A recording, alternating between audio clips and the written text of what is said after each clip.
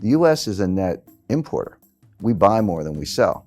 So when you have a cheap dollar, okay, a Boeing aircraft or General Electric wind turbine gets a little less expensive, but all the stuff we buy gets more expensive because we're paying for it in cheaper dollars, and that's what the central bankers really want. They want those price increases to feed through the supply chain and try to create inflation because governments around the world are desperate to get inflation. So that's the real reason they do it. And it can have a short-term impact. It can help exports a little bit. It can give you a little bit of lift. But the problem is it comes at the expense of the trading partners. This is just classic beggar thy neighbor devaluations. That's what currency wars are. So it can help individual country growth, but it does nothing for world growth. The world is no better off. One country is a little better off, another country is worse off.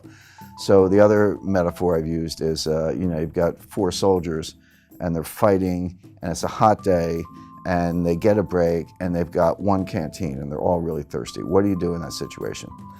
You pass the canteen. In other words, everybody would like to drink the whole canteen, but you take a sip, you hand it to your mate, he takes a sip, and so forth. And that's the way the currency wars have gone. 2009 was the day of the cheap yuan. Remember, 2009, 2010, Secretary Geithner couldn't get out of bed without complaining about Chinese currency manipulation.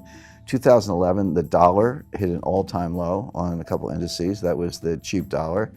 2013, along comes Abenomics, and one of his 3 hours was a cheap yen. All of a sudden, the yen's at 120, 124. Japan got a little bit of a lift. So who's suffering the whole time? Europe. Europe had the strong currency, 2 recessions in 4 years. So finally, 2015, it was Draghi's turn. Well, June 2014, they launched negative interest rates. In January 2015, they launched European QE. So you're going from China, US, Japan, Europe. Everybody's passing the canteen. But the world is still stuck in basically depressionary growth. It's not, we don't have negative growth, but we have below trend growth. So there's no way out of it. So right now, my forecast, I actually said this a couple of months ago, is that look for a stronger yen, stronger euro, cheaper dollar, cheaper yuan. That has played out with a couple speed bumps. The dollar got a big lift because of Brexit, and the euro went down a little bit also because of Brexit. But the yen went from 124 to 104. It backed up. 103 actually backed up a little bit. But we do have a strong yen.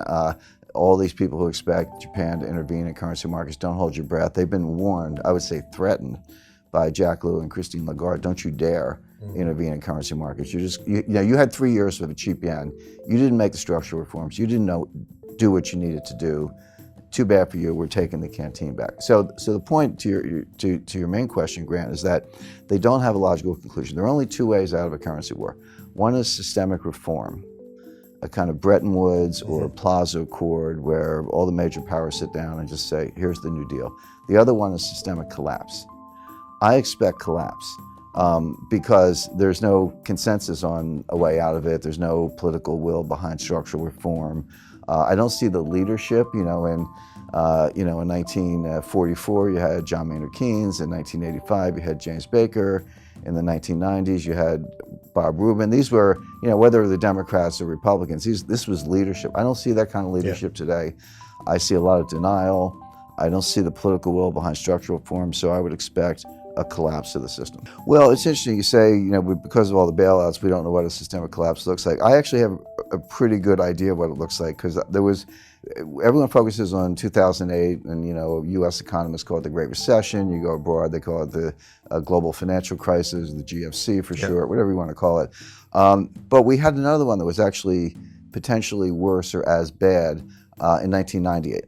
And that was the Asian financial crisis. Started in 97, worked its way around the world, ended up in Russia, and then landed in my lap at Long-Term Capital Management. I was the general counsel of that hedge fund in Greenwich that got bailed out by Wall Street, although I'd like to remind people they didn't bail us out, they bailed themselves out. Because, Wall Street bailed itself out. I always say, hey, we owed, on paper, we owed Wall Street $1 trillion in derivatives trades. If we had failed, meaning filed for bankruptcy, and we had a bankruptcy team ready to file those papers in the Cayman Islands because we were a Cayman fund.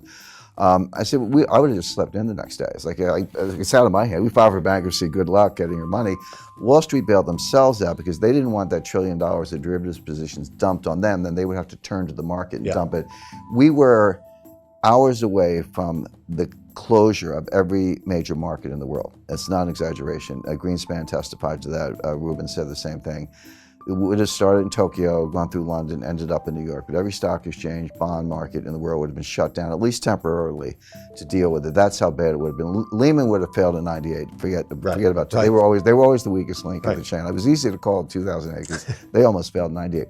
But the point is, okay, so we moved $4 billion in cash in about 3 days. If you think of it as a private deal, $4 billion all cash, no due diligence, wired the money. That's kind of how the sense of urgency. And so we filmed the runways. We brought it in for landing. The plane didn't crash or break up on the runway, but it was that close. So when 2008 came along, I just felt I was watching a movie I had already seen. It was like a rerun for me. And you're right, 2008 was even bigger, potentially more. We were, if not hours, maybe days away from the sequential collapse of every bank in the world. Starting with, Bear had already gone out, Fannie, Freddie, Lehman, AIG, Morgan Stanley would have been next, then Goldman, then Citi, et cetera. We were days away from that. And again, I think Andrew Sorkin did a good job in his book. So this isn't, we're not looking at strike two in a baseball metaphor, we're looking at strike three because 98 was strike one, 2008 was strike two, now we're looking at strike three. The next one is going to be worse. So I think we've come extremely close. I think people are overly complacent. Just because we managed to pull off bailouts in the world didn't come to an end. Don't assume it wasn't close and don't assume it won't happen again. Sure. But there's one very important difference. In 1998, Wall Street bailed out a hedge fund. In 2008, the central banks bailed out Wall Street. In 2018, let's say, keep up the 10-year tempo, who's going to bail out the central banks? All we do is we move the problem to a different balance sheet. Now the problem is on the central bank balance sheet. Because the Fed printed $3.4 trillion of new money since 2008. Their balance sheet was $800 billion. Now it's at $4.2 trillion, give or take, so $4 trillion of new money. But it's 9 years on. Yeah. They haven't normalized. If they had somehow got their balance sheet back to $800 billion, I'd say, okay, you guys could do that again.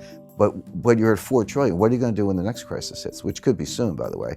Go to $8 trillion, $12 trillion? Now, some people say, yeah, what's the problem? Just print more money. I have my doubts about that. But so who can bail out central banks? The answer is the IMF, because they have the only clean balance sheet left in the world. The Fed is leveraged about 113 to 1 with a duration mismatch. They look like a really bad hedge fund. And again, I've spoken to central bankers who say, well, who cares? Central banks don't need capital. A member of the Board of Governors of the Federal Reserve said that to me. She said, central banks don't need capital. I said, well, that's one point of view, but we'll see. Exactly, we'll see. But there's sort of an invisible, hard to define confidence boundary. And when you cross that confidence boundary, and every day citizens just wake up and say, you know what, I'm checking out of this system. You tell me it's all good, I don't believe you anymore. And get me some gold because I know that the gold will be around, et cetera.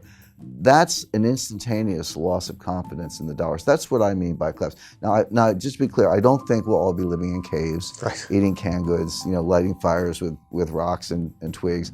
Life will go on, but it'll be different. The dollar will maybe be like the Mexican peso in the sense of being a local currency that you get when you go to the United States, but no longer the world currency.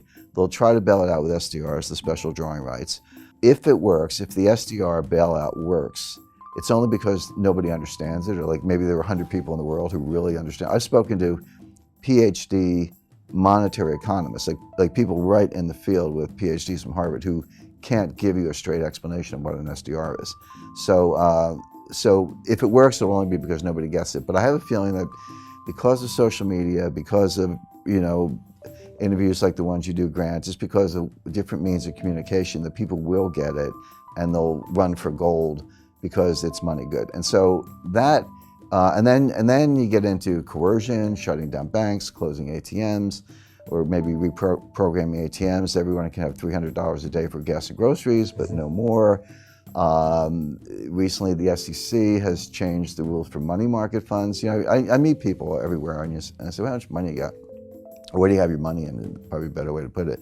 And they go, I got money in stocks, money in bonds, money in real estate, and money in the money market funds. I say, no, you don't. You have stocks, bonds, and real estate. You don't have money in anything. That's not money. Oh, I can sell it and get the money. Really? Maybe not. Maybe they'll close the New York Stock Exchange.